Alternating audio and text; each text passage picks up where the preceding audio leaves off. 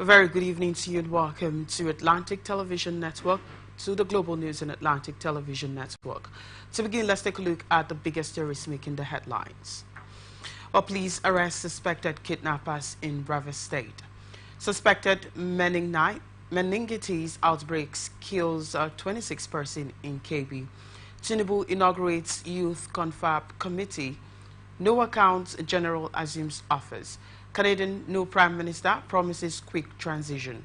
Flying Eagles to camp in Katsina for under-20 Afghan. Macaroni urges Nigerians to hold leaders accountable.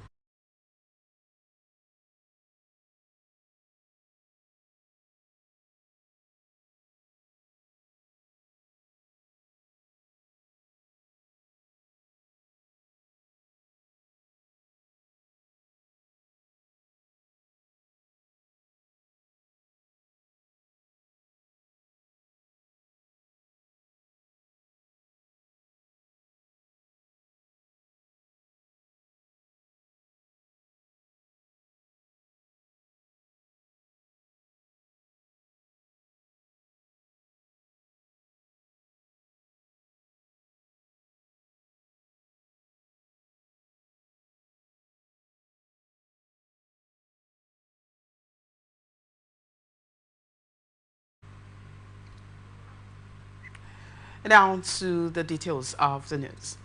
Rivers State Police Command has achieved a laudable feat by successfully arresting 5 suspected kidnappers and recovering a significant catch of arms and ammunition. Following a series of kidnapping incidents within the Rukboko, Igorita, Omagwa and Eche areas, operatives of the anti-kidnapping unit acting on actionable intelligence conducted a coordinated operation which lasted for 8 hours and resulted in the arrest of the suspects. During interrogation, the suspects confessed to multiple kidnapping activities, including the tragic killing of the chief security officer of the Adokiye Amesia Maka Stadium in Omagwa, where the CSO and his son were murdered in cold blood. A statement by the police public relations officer, Grace Iringe Koko, said the police recovered from the suspects exhibits, including 2 AK-47 rifles, 6 AK-47 magazines, and 66 rounds of ammunition, as well as 3 locally made pistols, 10 live cartridges, as well as several mobile phones and SIM cards. The suspects are currently in police custody and are cooperating with investigators, while efforts are ongoing to uncover details of other crimes committed by the syndicate and arrest others at large. The Rivers State Police Command assures the public of its unwavering commitment in ensuring the safety and security of all residents.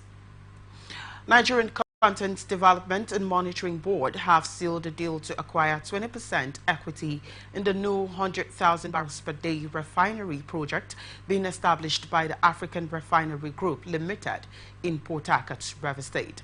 The refinery is being established in partnership with the Nigerian National Petroleum Company Limited and located within the premises of the government-owned Port Harcourt refinery, a statement by the NCDMB said. The share purchase agreement for the investment was signed and will make the board a key partner in the African Refinery Port Harcourt Limited, being co-located with Port Harcourt Refinery Company Limited, operated by the NNPC Limited in Alessa Eleme, Rivers State. On his part, the Executive Secretary of NCDMB, Felix Ogbe, signed the agreement at the board's liaison office in Abuja, while the Managing Director of African Refinery Port Harcourt Limited, Mr. Tosin Adebajo, signed on behalf of the company. The NCDMB boss remarked that the equity investment is the first to be sealed under his leadership. The promoters of the project, African Refinery Group, had in 2016 won a competitive bid to co-locate a crude oil refinery within the site of the Port Harcourt refinery complex, and it's executed an agreement to run and operate a 100,000 barrels per day refinery on 45 hectares of vacant land within the battery limit of the refinery complex. The company also signed a sublease agreement with NMPC in 2019, giving it 45.466 hectares of land within the refinery complex for a tenure of 64 years. Enugu State government has vowed to investigate and arrest individuals engaged in illegal taxes of collecting revenue from scavengers in the state.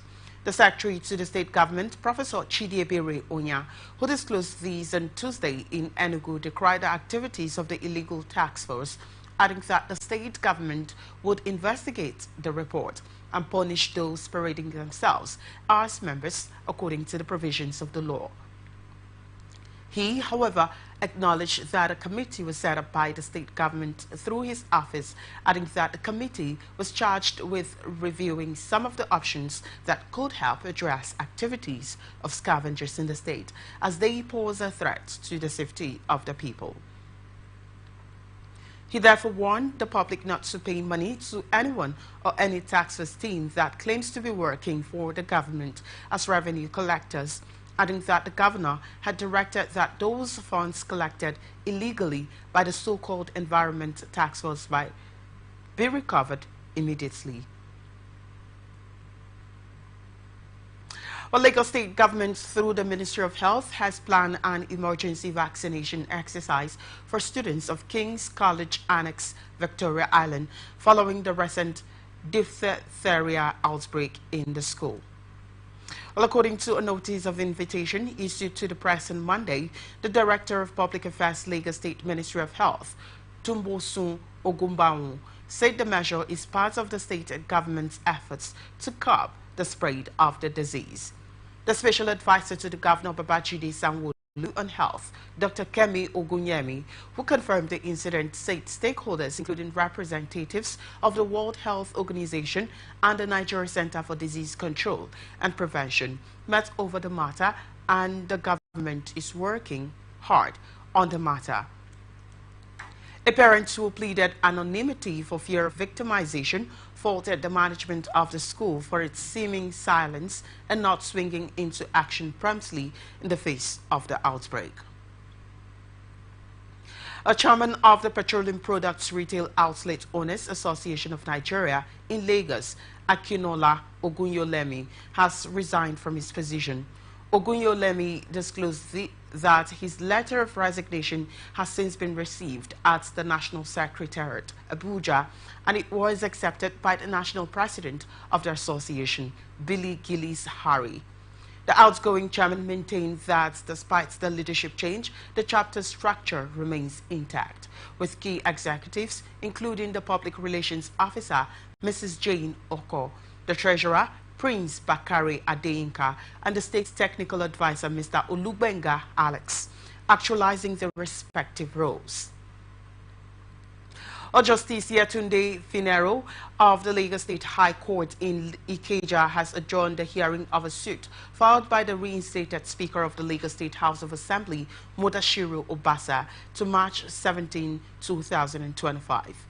Obasa is challenging his removal as Speaker on January 13, 2025, following allegations of fraud, high-handedness, abuse of office, and gross misconduct leveled against him by 35 lawmakers. The respondents in the suit include members of the Lagos State House of Assembly and former Speaker Mojisola Miranda. The court had previously scheduled the hearing for March 10, 2025, but at Monday's proceedings, counsel for the House of Assembly, Femi Falana, SAN, informed the court that Obasa's legal team, led by Afolabi Fasanu, SAN, had served further affidavits on the same day. A counsel for Miranda, Tayo Oyetibo, SAN, also noted that the newly filed affidavits contained serious fraud allegations against his client, while Olushola Idowu, SAN, announced his appearance as an incoming counsel representing the House of Assembly in the case. However, Falana urged the court to hear the application for a change of counsel before considering other applications, and also cited a Court of Appeal decision which mandates a trial court to address an application for change of counsel before any other matters are entertained. In response, Justice Finero ruled that all applications and processes before the court would be heard together on the next adjourned date, and further directed all parties to file, serve, and exchange the process before the next hearing. Following the intervention of the Lagos All Progressives Congress leadership, Obasa was reinstated as Lagos Assembly Speaker, while Merada was prevailed upon to step down and return to being the Deputy Speaker. Obasa's refusal to withdraw the suit, which was filed prior to the political intervention, suggests that all is not well yet between him and other lawmakers. Supreme Court has dismissed the appeal brought before it by the People's Democratic Party and its governorship candidate Agboola Ajayi, challenging the qualification of Ondo State Governor Lucky Orimasa Aiyedatiwa to contest the November 16, 2024 governorship election.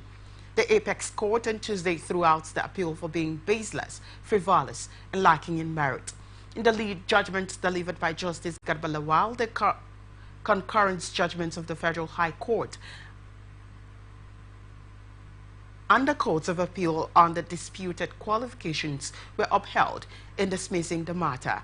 Ajayi had sought to nullify Aiyedatiwa's victory, accusing the governor's deputy Olaide Owolabi Adelami of forgery, impersonation, and using a false identity, while both the Federal High Court and the Court of Appeal dismissed Ajayi's case on procedural grounds, upholding Aiyedatiwa's win, while Ajayi's legal challenge, filed on June 7, 2024, claimed that Adelami's eligibility was compromised due to the alleged falsification of documents. In the initial proceedings, the defendants, including Aiyedatiwa, Adelami, the APC, and INEC, argued that Ajayi lacked the legal standing to bring the suit and that the filing exceeded the 14-day window for such cases, while on December 2, 2024, the Federal High Court dismissed Ajayi's case, ruling that the criminal accusations of forgery required more substantial evidence, which could not be presented through an originating summons.